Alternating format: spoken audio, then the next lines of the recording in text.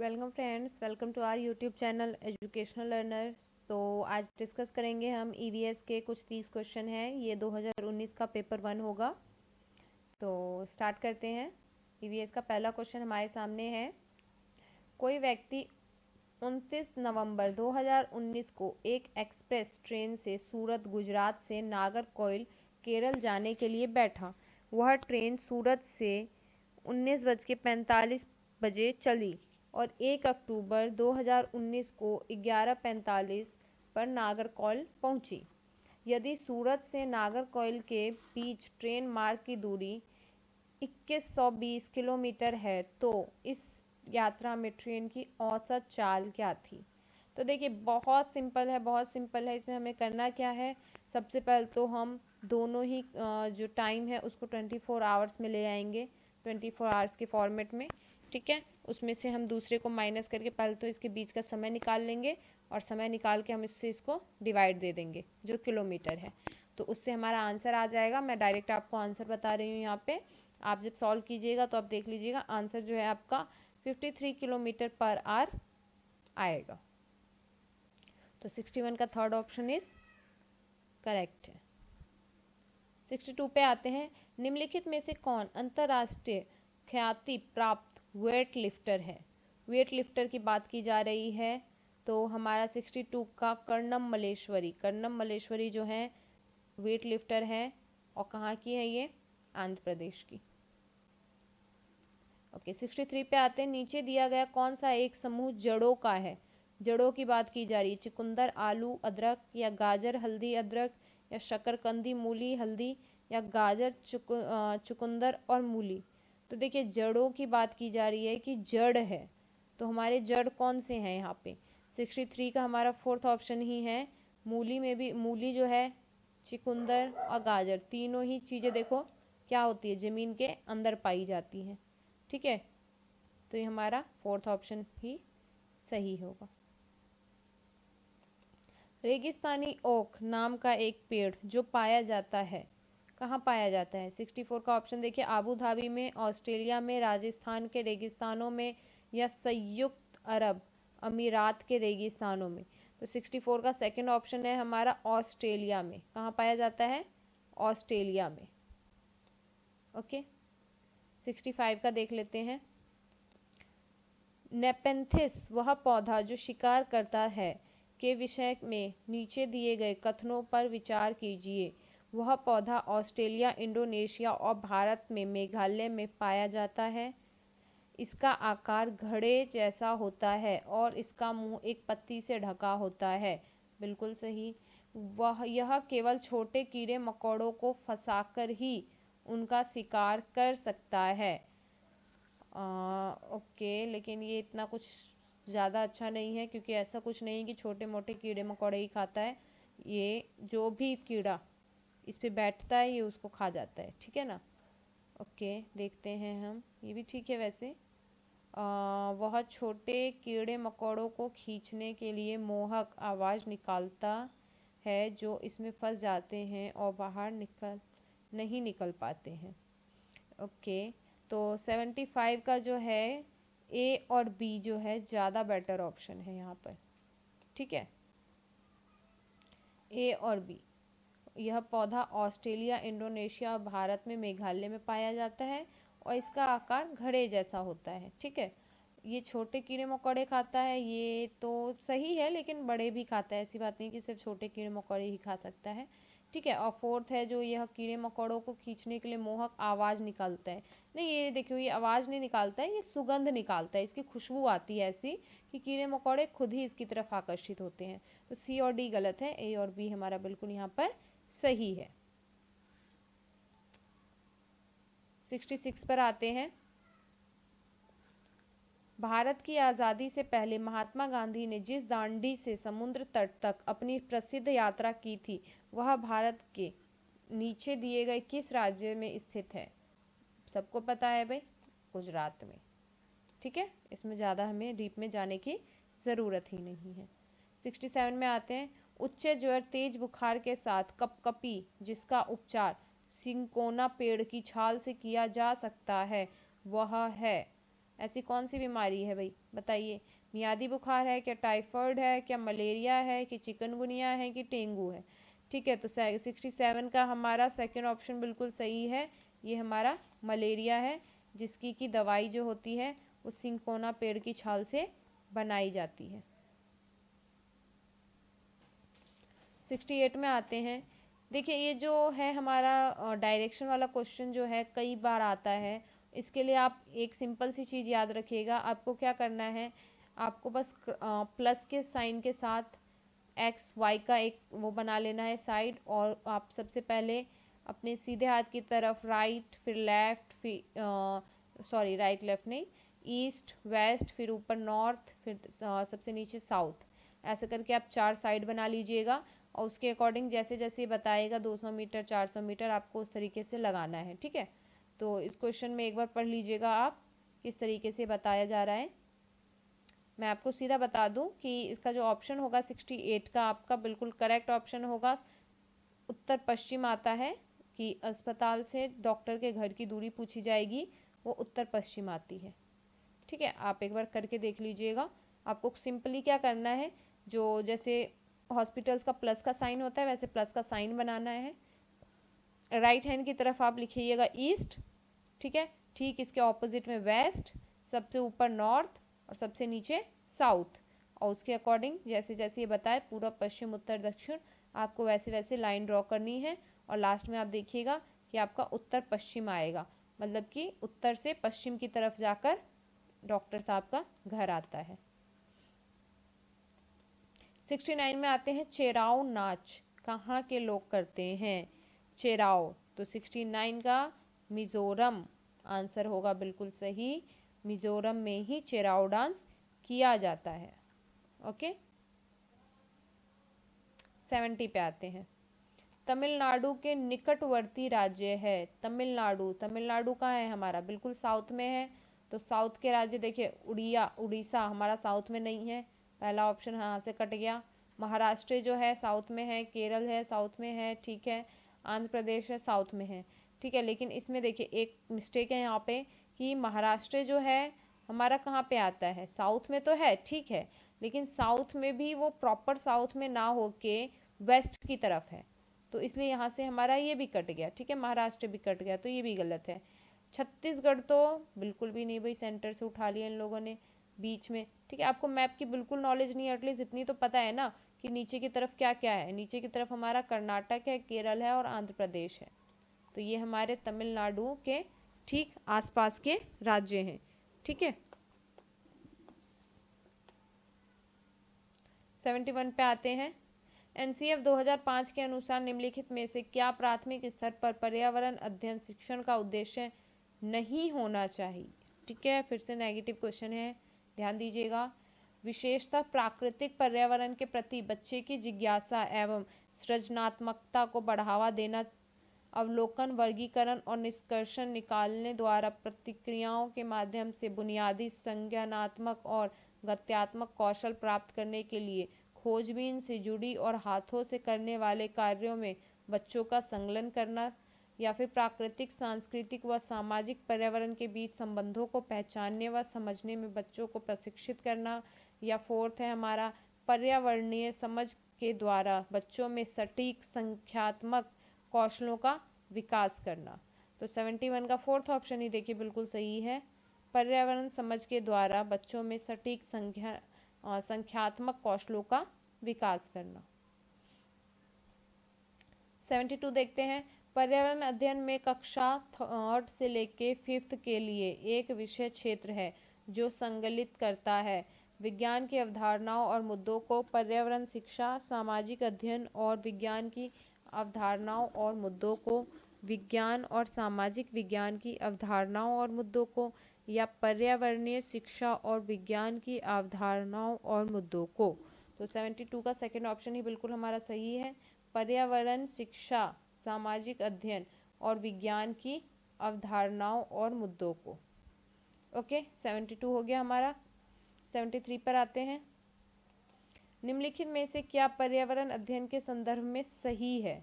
पर्यावरण अध्ययन एक विषय है जो क्लास 1st से 5th तक की कक्षाओं में पढ़ाया जाता है। क्लास फर्स्ट से सेकंड की कक्षाओं के लिए भाषा और गणित के माध्यम से पर्यावरण अध्ययन पढ़ाया जाता है। सेकंड, थर्ड और फोर्थ की कक्षाओं के लिए पर्यावरण अध्ययन से जुड़े मुद्दों को भाषा और गणित के माध्यम से पढ़ाया जाता है। और फोर्थ ऑप्शन है हमारा, फर्स्ट से सेकंड तक की कक्षाओं के लिए पर्यावरण अध्ययन से जुड़े मुद्दे विज्ञान और सामाजिक विज्ञान के द्वारा पढ़ाए जाते हैं। तो 73 का सेकंड ऑप्शन ही हमारा बिल्कुल सही है। फर्स्ट से सेकंड की कक्षाओं के लिए भाषा और गणित के माध्यम से ही पर्यावरण अध्ययन पढ़ाया जाता है। ठीक है, स्पेशली पर्यावरण ईवीएस की कोई बुक नहीं होती है क्लास फर्स्ट सेकंड में। इनको जो है जो हिंदी इंग्लिश है और मैथ्स है उसी के द्वारा पर्यावरण पढ़ाया जाता है। 74 देखते हैं, बच्चों को पर्यावरण अध्ययन को सीखने के लिए खोजने के द्वारा पर्याप्त समय दिया जाता है। वह इंगित करता है कि पर्यावरण अध्ययन याद करके सीखा जाता है, पर्यावरण अध्ययन सूचनाओं के द्वारा सीखा जाता है, पर्यावरण अध्ययन बाल केंद्रित है या पर्यावरण अध्ययन शिक्षक केंद्रित है। तो 74 का थर्ड ऑप्शन बिल्कुल सही है, पर्यावरण जो है हमारा बाल केंद्रित है। इवन हमारे सारे ही फर्स्ट टू फिफ्थ स्पेशली अगर मैं बात करूँ तो सारे ही सब्जेक्ट मोस्टली क्या ऑलमोस्ट सारे ही हमारे बाल केंद्रित हैं, लेकिन स्पेशली पर्यावरण की बात की जा रही है तो पर्यावरण भी हमारी बाल केंद्रित है। बच्चे को ध्यान में रख के हमारे ईवीएस का पैटर्न बनाया गया है। निम्नलिखित में से कौन सा पर्यावरण अध्ययन पाठ्यक्रम के सुझाव प्रकरणों का उपकरण है? परिवार और मित्र, भोजन, जानवर, हम चीज़ें कैसे बनाते हैं। तो 75 का थर्ड ऑप्शन, जानवर जो है हमारा मेन थीम नहीं है। ठीक है, ब्रॉड थीम हमें बताई गई है ईवीएस की कुल 6, उसमें से जानवर कहीं से भी हमारा ब्रॉड थीम नहीं है। बाकी के 3 जो है ये हमारे ब्रॉड थीम में आते हैं। इसके अलावा बाकी के 3 कौन से ब्रॉड थीम है वो आप मुझे कमेंट करके बताइएगा। 76 में आते हैं, निम्नलिखित में से क्या पर्यावरण अध्ययन के शिक्षक के लिए वांछनीय गतिविधि है? विभिन्न कक्षाओं में बहुसांस्कृतिक क्षेत्रों को संबोधित करना, पर्यावरण अध्ययन की अवधारणाओं से संबंधित महत्वपूर्ण सूचनाओं को बच्चों को देने के लिए प्रेरित करना, पर्यावरण अध्ययन के 6 प्रकरणों का रेखीय आयोजन करना, केवल पाठ्य पुस्तकों पर आश्रित रहना। तो देखिए हमारा 76 का जो है बिल्कुल ऑप्शन हो जाएगा, फर्स्ट वाला ही हमारा करेक्ट है। यहाँ पे विभिन्न कक्षाओं के सांस्कृतिक क्षेत्र को संबोधित करना। ओके, 77 पर आते हैं, निम्नलिखित में से क्या पर्यावरण अध्ययन में बच्चों के द्वारा ज्ञान की रचना में महत्वपूर्ण है? बच्चों का सक्रिय भाग लेना, बच्चों के समुदाय के सदस्य, पर्यावरण अध्ययन की पाठ्यपुस्तकें, पर्यावरण अध्ययन की पाठ्यपुस्तक में दी गए व्याख्या और परिभाषा। तो 77 में देखिए यहाँ पे ए भी बिल्कुल सही है, बच्चों की सक्रिय भागिता, बी भी बिल्कुल सही है, बच्चों के समुदायों के सदस्य, सी भी बिल्कुल सही है, पर्यावरण अध्ययन की पाठ्यपुस्तकें, और डी में कह रहा है अध्ययन की पाठ्यपुस्तकों में दिए गए व्याख्या और परिभाषा। तो बिल्कुल नहीं, व्याख्या और परिभाषा तो है ही नहीं, हम मानते ही नहीं है कि फर्स्ट से फिफ्थ के बच्चे को व्याख्या के थ्रू पढ़ाना है, परिभाषा हमें याद करवानी, बिल्कुल नहीं, डी गलत है। तो ए बी सी 3 ऑप्शन हमारे बिल्कुल सही हैं, तो हमारा फर्स्ट ऑप्शन बिल्कुल सही होगा। 78 पर आते हैं, बच्चों को पर्यावरण अध्ययन सीखने में प्रभावशाली तरीके से जोड़ा जा सकता है। वृत्तांत, ठीक है, कहानियाँ, शिक्षक के द्वारा अवधारणाओं की प्रभावशाली व्याख्या, शिक्षक के द्वारा अवधारणाओं का प्रभावशाली प्रदर्शन और व्याख्या। वृत्तांत होता है हमारा नरेटिव, स्टोरीज कहानियाँ हो गई, effective explanation of concept by the teacher, और फोर्थ है हमारा effective demonstration and explanation of concept by the teacher. तो हमारा 78 का जो है बिल्कुल करेक्ट ऑप्शन बैठेगा सिर्फ ए, वृत्तांत और कहानियाँ, ये 2 ऑप्शन है हमारे, नरेटिव्स और स्टोरीज, ए और बी देख लेते हैं। ऑप्शन ए और बी हमारे सेकंड ऑप्शन में है। ठीक है, तो 78 का हमारा सेकंड ऑप्शन बिल्कुल सही है। 79 पे आते हैं, पर्यावरण अध्ययन के शिक्षक के द्वारा बच्चों को जानवरों का अवलोकन और उनका चित्र बनाने को प्रेरित करने का उद्देश्य है। क्या उद्देश्य हो सकता है? जब अगर कोई टीचर किसी बच्चे को जानवरों का अवलोकन करके चित्र बनाने को कहे तो बच्चों में सृजनात्मकता का विकास करना, बच्चों में अवलोकन और रचना कौशलों का विकास करना, या बच्चों के सौंदर्यगत संवेदना का विकास करना। तो 79 जो है हमारा ऑप्शन हो जाएगा, तीनों ही सही है, तो लगभग हमारा फोर्थ ऑप्शन बिल्कुल करेक्ट आएगा यहाँ पर। ठीक है, 79 का फोर्थ ऑप्शन। 80 पर आते हैं। पर्यावरण अध्ययन में शिल्प कला और चित्रकला को समूह में करके सीखने पर बल दिया गया है। पर्यावरण अध्ययन में शिल्प कला और चित्रकला को समूह में करके सीखने पर बल दिया जाता है, क्योंकि कक्षा की अनुशासनहीनता को रोकने के लिए समूह में सीखना शिक्षकों के लिए एक आसान और बहुत प्रभावशाली युक्ति है। समूह में सीखना सहपाठी द्वारा सीखने को प्रोत्साहित करता है। तीसरा है, समूह में सीखना कक्षा में सामाजिक अंतःक्रिया को बेहतर करता है। या फोर्थ है, समूह में सीखना पर्यावरण अध्ययन के पाठ्यक्रम को समय पर पूरा करने में सहायता करता है। तो 80 का हमारा यहाँ पे बिल्कुल करेक्ट ऑप्शन आएगा, बी और डी ही हमारा यहाँ पे सही है। तो सेकंड ऑप्शन 80 का नहीं, सेकंड बी और डी है, तो बी और समूह में सीखना कक्षा के सामाजिक अंतःक्रिया को सी ऑप्शन भी बिल्कुल सही है। समूह में सीखना पर्यावरण अध्ययन के पाठ्यक्रम को समय से पूरा करने वाले पे बल नहीं देना है, तो मतलब हमारा यहाँ पे बी और सी ऑप्शन सही आ रहा है, तो मतलब थर्ड ऑप्शन हमारा बिल्कुल सही होगा। ओके, 80 का थर्ड ऑप्शन। 81 पे आते हैं। निम्नलिखित में से क्या पर्यावरण अध्ययन को सीखने का सबसे प्रभावशाली संसाधन है? पहला है परिवार के सदस्य, समुदाय के सदस्य, समाचार पत्र, और फोर्थ है हमारा कक्षा। ठीक है, तो देखिए परिवार के सदस्य बिल्कुल बहुत ज़रूरी है, परिवार के सदस्य, तो समुदाय के सदस्य बिल्कुल, समाचार पत्र बिल्कुल, कक्षा हमसे क्या बोला जा रहा है, पर्यावरण अध्ययन को सीखने का सबसे प्रभावशाली ढंग, तो होना तो डी भी चाहिए भाई, लेकिन इसमें केवल डी, केवल सी और डी, ए बी सी, केवल ए और बी, केवल ए बी तो नहीं, केवल सी और डी भी नहीं, केवल डी भी नहीं, तो ए बी सी के संग जाएंगे। ओके, लेकिन इसमें ऑप्शन अगर डी होता हमारा संग में, तो हम ए बी सी डी चारों के संग जा सकते हैं। ठीक है, क्योंकि समुदाय में तो चारों ही आते हैं, बट कोई नहीं, हमारे पास ऑप्शन नहीं है, सबसे बेस्ट ऑप्शन हमें चारों में से ढूंढना है, तो थर्ड ऑप्शन हमारा सबसे बेस्ट है यहाँ पर। 82 में आते हैं। निम्नलिखित सीखने के कौन से सिद्धांत का पर्यावरण अध्ययन में अनुसरण होता है? वैश्विक से स्थानिक, अमूर्त से मूर्त, अज्ञात से ज्ञात, या ज्ञात से अज्ञात। तो 82 का हमारा फोर्थ ऑप्शन बिल्कुल सही है, ज्ञात से अज्ञात। जो बच्चे को पता है वहाँ से हम उसको नोन से अननोन ले जा रहे हैं बच्चे को। ठीक है, जो बच्चे को पता है हम उससे जो उसको नहीं पता है वहाँ तक ले जा रहे हैं। जैसे कि भूख लगी है तो खाना खाना है, ये बच्चे को पता है, लेकिन भूख जो लगी है वो किस तरीके से लगती है, या जो खाना है वो हमारे शरीर में कैसे काम करता है, ये हम उसको बाद में बताएंगे। ठीक है, तो पहले हम उसका पूर्व ज्ञान से उसके नवीनतम ज्ञान को पहले जोड़ते हैं, उसके बाद उसके आगे लर्निंग होती है। 83 पर आते हैं। निम्नलिखित में से कौन सा पर्यावरण अध्ययन में सीखने का रचनात्मक आकलन का साधन नहीं है? पोर्टफोलियो, क्रम निर्धारण मापनी, वर्णन अभिलेख, या वार्षिक उपलब्धि परीक्षण। तो 83 का फोर्थ ऑप्शन बिल्कुल सही है, क्योंकि गलत पूछा जा रहा है। वार्षिक उपलब्धि परीक्षण जो है यहाँ पे रचनात्मक आकलन का साधन नहीं है।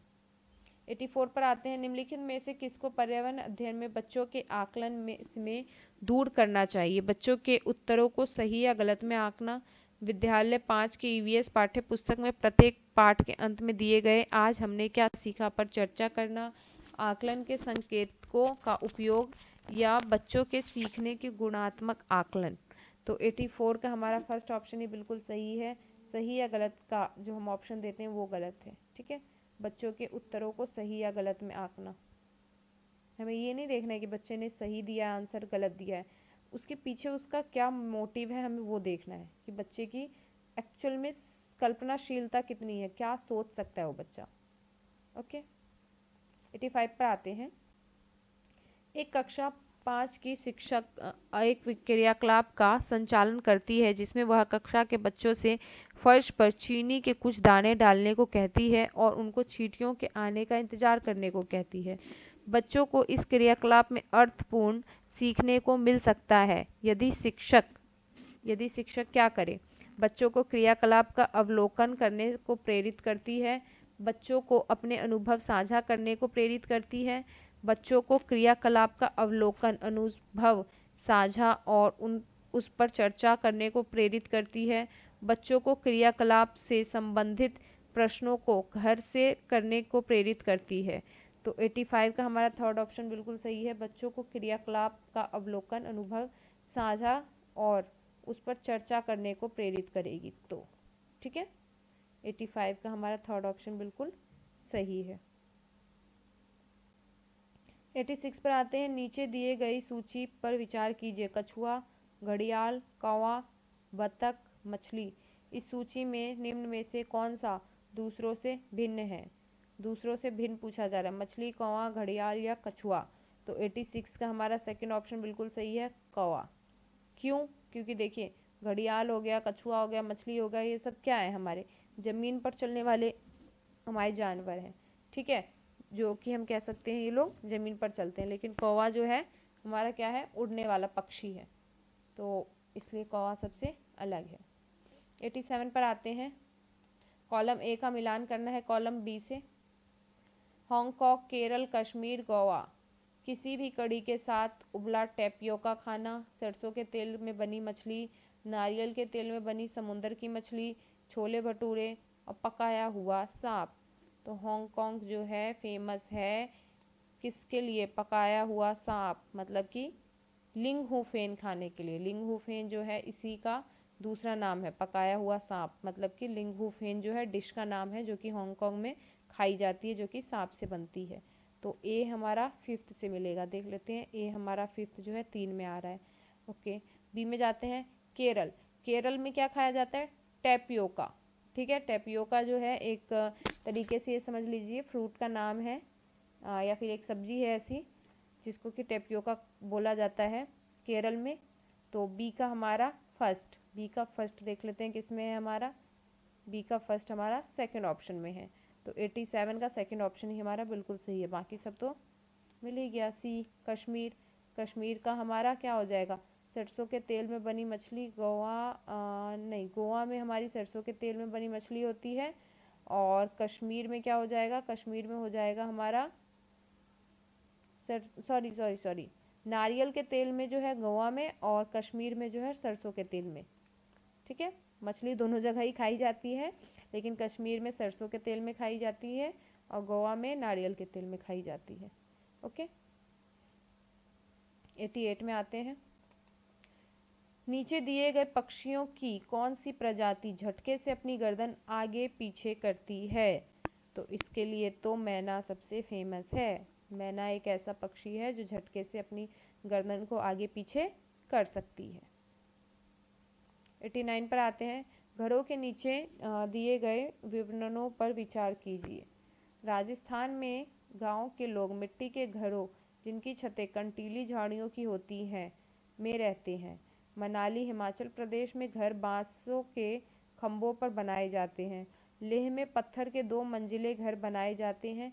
नीचे की मंजिल पर जरूरत का सामान और जानवरों को रखा जाता है।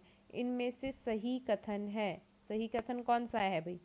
तो इसमें से सही कथन है हमारा राजस्थान के लोग कटीली झाड़ियों के छत बनाते हैं, बिल्कुल सही है, ठीक है। मनाली हिमाचल प्रदेश में घर बांसों के खंभों पर बनाए जाते हैं, बिल्कुल गलत है। असम में बनाए जाते हैं इस तरीके के घर जो कि बांस के खंभों पर बनाए जाते हैं, जो कि हमारे पूर्वोत्तर के राज्य में आता है असम। क्यों किया जाता है? क्योंकि हमें बारिश बहुत ज़्यादा आती है। तो बी ऑप्शन हमारा गलत है। लेह में जो है पत्थर जो के घर बनाए जाते हैं वो भी 2 मंजिल, दूसरी मंजिल पर जाकर घर बनता है और नीचे में जानवरों को रखा जाता है, ठीक है। लेह जम्मू कश्मीर की तरफ का एरिया है, वहाँ पे नीचे जानवरों को रखा जाता है, भेड़ और बकरी जो है वहाँ पे। और एक पश्मीना शॉल जो है वो भी जम्मू कश्मीर का बहुत फेमस है। ओके, पश्मीना करके है लद्दाख का। तो ए और सी ऑप्शन बिल्कुल सही है, मतलब कि थर्ड ऑप्शन हमारा बिल्कुल सही है यहाँ पे 89 का थर्ड ऑप्शन। आज का लास्ट क्वेश्चन देखते हैं। हाथियों के विषय में नीचे दिए गए कथनों पर विचार कीजिए। हाथी बहुत कम आराम करते हैं, यह एक दिन में केवल 2 से 4 घंटे ही सोते हैं। ओके। अगला है, एक बड़ा हाथी एक दिन में 200 केजी से अधिक पत्तियां और झाड़ियां खा जाता है या फिर खा लेता है। ठीक है। अगला है, इन्हें पानी और कीचड़ से खेलना बहुत भाता है, इससे इनके शरीर को ठंडक मिलती है। ओके। किसी हाथी के झुंड में सबसे बुजुर्ग हथनी ही सभी फैसले लेती है। ठीक है। तो देखिए यहाँ पे जो है, एक बड़ा हाथी एक दिन में 200 केजी से अधिक पत्तियां और झाड़ियां खा लेता है, ये ऑप्शन जो है यहाँ पे गलत है। ओके। तो सही क्या बचा, 2 से 4 घंटे आराम करता है, बिल्कुल करता है भाई। ठीक है। पानी में और कीचड़ में इसलिए खेलता है क्योंकि इनके शरीर को ठंडक मिले, बिल्कुल सही। किसी हाथियों के झुंड में सबसे बुजुर्ग हथनी ही उसका फैसला लेती है, भी सही है। तो ए सी डी तीनों ही सही है, बाकी बी हमारा गलत है और हमसे सही पूछा गया है। तो ए सी डी ये हमारा थर्ड ऑप्शन बिल्कुल सही होगा। तो आज का हमारा 30 क्वेश्चन यहाँ पे ख़त्म होते हैं ईवीएस के। आई होप आप लोगों को समझ में आया होगा। मिलते हैं नेक्स्ट वीडियो में।